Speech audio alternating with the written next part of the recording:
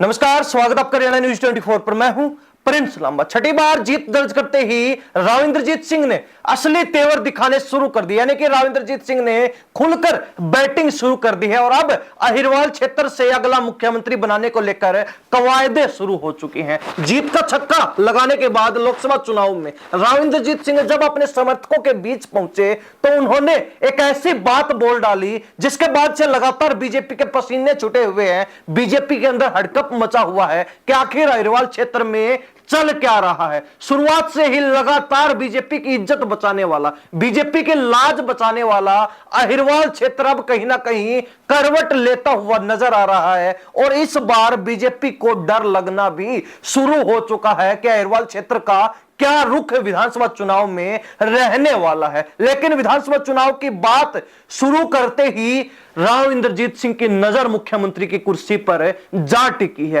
पहले आपको सुनवाते हैं कि राव इंद्रजीत सिंह ने अपने समर्थकों के बीच क्या कुछ जो है हरियाणा के विधानसभा चुनाव को लेकर कहा और उसके बाद इस पूरे मामले पर विस्तार से चर्चा करेंगे। मैं यूं कह रहा हूं, सुन तो ले यार, मेरी बात सुन ले यार। मैं यूं कह रहा हूं कि अब हरियाणा के इलेक्शन के लिए हमने तैयारी करनी पड़ेगी। भाई जो हमारे से रूस गया, तुमको पता चल जाएगा एक दिन में, 2 दिन में, गांव में तो तुमको पता ही चल रहा है। ये हमारे को दक्षिणी हरियाणा के मार्फत ही सत्तासीन होना है, नहीं तो नहीं होगी। और हमको संगठन बना करके रखना, अपनी ताकत कायम रखनी है। इस चीज के लिए आज के दिन आपके बीच के अंदर आकर के ये संदेश देना चाहता हूं कि हरियाणा के इलेक्शन हो सकता है समय से पहले भी हो जाए और आरती को मैं लड़ाऊंगा।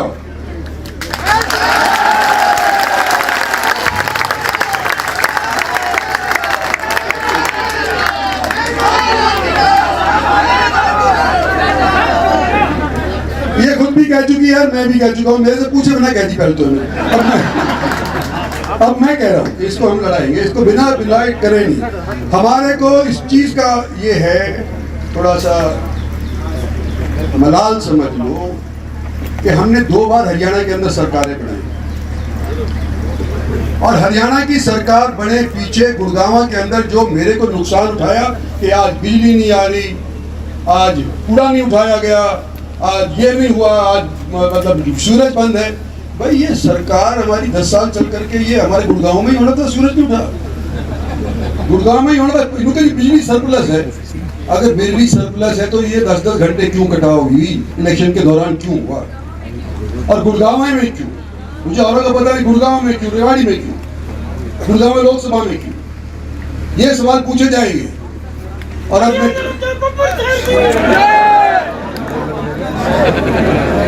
मैं आज आपसे ये कहना चाहता हूँ मोटे तौर के ऊपर कि भाई पार्टी के डिसिप्लिन में मैं रहा, पार्टी के डिसिप्लिन में आती रही। हमने चाहा कि नरेंद्र भाई मोदी को प्रधानमंत्री बना दिया जाए, तुमने बनाया, हमने बनाया, अभी भी आज के दिन देश की जनता ने बनाया, नरेंद्र भाई मोदी बन गया। हरियाणा का चीफ मिनिस्टर कौन बनेगा?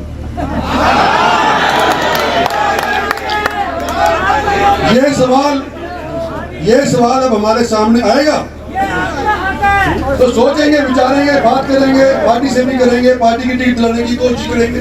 तो सुना अपने राव इंद्रजीत सिंह को, जिन्होंने अपने मुख से सीधे तौर पर अपने समर्थकों को, अहिरवाल क्षेत्र के दक्षिण हरियाणा के लोगों को यह कह दिया है कि अब हमारा फोकस विधानसभा चुनाव पर होना चाहिए, हमारी नजर इस बात पर होनी चाहिए कि हरियाणा प्रदेश का अगला मुख्यमंत्री कौन होगा। यानी कि स्पष्ट तौर पर यह कहा जा सकता है कि वो अहिरवाल क्षेत्र जो लगातार 2014 से बीजेपी की इज्जत बचाए हुए है, लाज रखे हुए है, अब कहीं ना कहीं उसके अंदर भी माहौल करवट लेने लगा है। अब अहिरवाल क्षेत्र के लोग भी चाहते हैं कि हरियाणा प्रदेश का मुख्यमंत्री इसी क्षेत्र से बने और जिसको लेकर खुद राव इंद्रजीत सिंह ने कवायदे शुरू कर दी। यानी कि लोकसभा चुनाव में लगातार छठी बार जीत दर्ज करते ही राव इंद्रजीत सिंह की नजर, राव इंद्रजीत सिंह की निगाहें हरियाणा प्रदेश के मुख्यमंत्री की कुर्सी पर जा टिकी हैं। कुर्सी पर जो है सीधा उन्होंने निशाना साध दिया है। अब राव इंद्रजीत सिंह लोकसभा चुनाव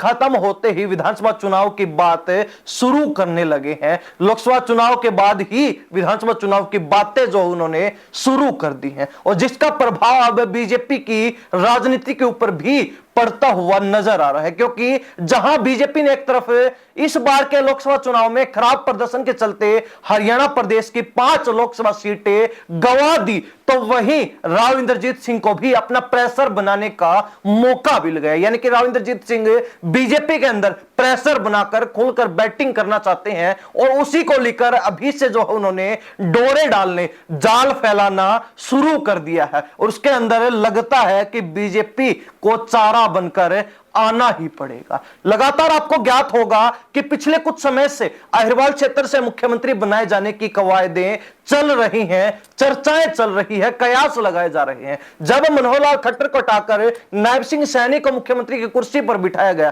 तो ठीक इस समय के दरमियान यह चर्चाएं चली कि राव इंद्रजीत सिंह को अहिरवाल क्षेत्र से भी मुख्यमंत्री बनाया जा सकता है। लेकिन बाद में नायब सिंह सैनी को मुख्यमंत्री बनाया गया और राव इंद्रजीत सिंह का सपना एक बार फिर मुख्यमंत्री बनने का धरा रह गया। लेकिन उसी दिन से लगातार राव इंद्रजीत सिंह ने मुख्यमंत्री बनने के लिए अपना मिशन शुरू कर दिया था और अब लोकसभा चुनाव में लगातार छठी बार जीत दर्ज करके, यानी कि जीत का छक्का लगाने के बाद राव इंद्रजीत सिंह का निशाना जो है मुख्यमंत्री की कुर्सी पर जा लगा है। राव इंद्रजीत सिंह ने मुख्यमंत्री की कुर्सी को लेकर तमाम जो है कवायदें शुरू कर दी हैं। लेकिन बड़ी बात यह है कि 2014 में अहिरवाल क्षेत्र ने जहां सभी सीटें बीजेपी की झोली में डाली और 2014 में हरियाणा प्रदेश में बहुमत प्राप्त करने में बीजेपी की मदद की। 2019 के चुनाव में जहां भाजपा 75 पार का नारा लेकर चल रही थी, लेकिन सीटें मुश्किल से 40-41 ही आ पाती हैं और उसमें भी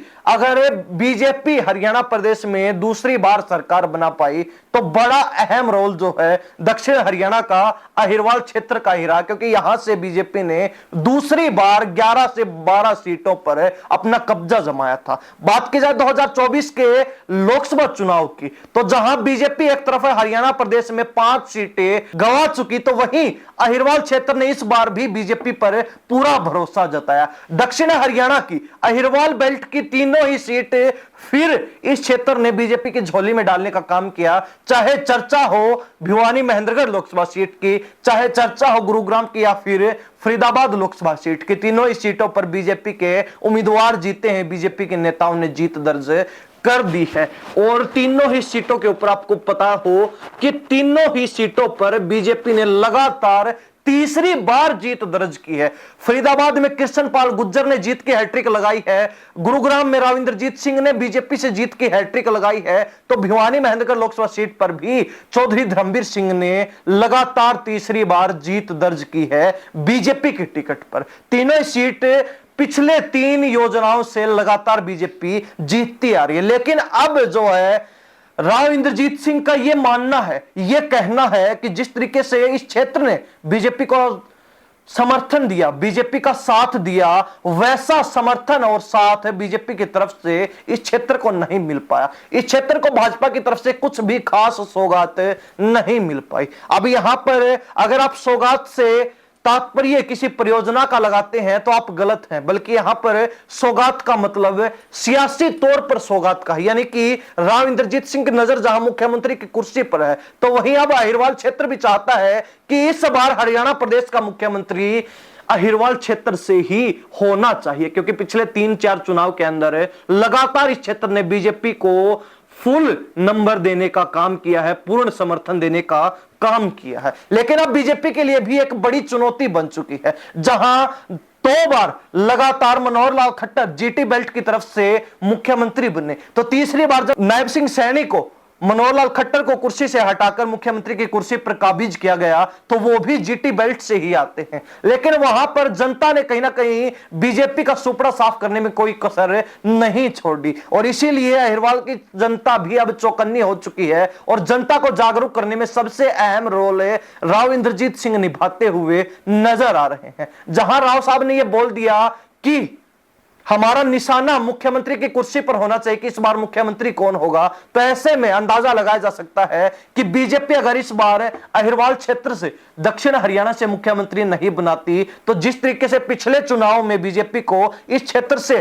प्यार मिला, भरोसा मिला, एक जीत की उम्मीद मिली, सरकार बनाने के लिए पूरा साथ मिला, वो इस बार नहीं मिल पाएगा। अगर बीजेपी अहिरवाल क्षेत्र में दूसरे दलों का क्लीन स्वीप करना चाहती है, अहिरवाल क्षेत्र की सभी विधानसभा सीटों पर कब्जा जमाना चाहती है, तो यहां पर मुख्यमंत्री जो है बनाना बिल्कुल ही अनिवार्य हो जाएगा, बड़ा जो है आवश्यक हो जाएगा। हालांकि चर्चाएं भी चल रही है कि इस बार मुख्यमंत्री जो अहिरवाल क्षेत्र से बनाया जा सकता है। हालांकि बहुत लंबा अरसा हो चुका है कि अहिरवाल क्षेत्र को प्रदेश का प्रतिनिधित्व करने का मौका मिला हो, लेकिन इस बार अहिरवाल क्षेत्र की नजर भी मुख्यमंत्री की कुर्सी पर है। तो अहिरवाल के सबसे बड़े नेता जिनको राजा जी भी कहा जाता है, राव इंद्रजीत सिंह की नजर भी मुख्यमंत्री की कुर्सी पर है, और उसी को लेकर अभी से जो है अहिरवाल क्षेत्र में माहौल बदलता हुआ नजर आ रहा है। अहिरवाल क्षेत्र मुख्यमंत्री बनने के लिए तैयारियां पकड़ता हुआ